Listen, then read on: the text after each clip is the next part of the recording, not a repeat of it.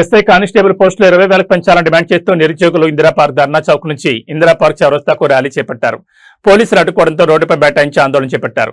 Congress party మేనిఫెస్టోలో పెట్టిన విధంగా తక్షణమే 2 లక్షల ఉద్యోగ నోటిఫికేషన్ విడుదల చేయాలని డిమాండ్ చేశారు. కాంగ్రెస్ పార్టీకి ఓట్లప్పుడు గుర్తొచ్చిన నిరుద్యోగులు ఇప్పుడు గుర్తుకు రావడం లేదని ఆవేదన వ్యక్తం చేశారు. తక్షణమే 2 లక్షల ఉద్యోగ నోటిఫికేషన్లు విడుదల చేయాలని, లేని పక్షంలో 1,00,000 మందితో సెక్రటరియట్ ముట్టడిస్తామని హెచ్చరించారు.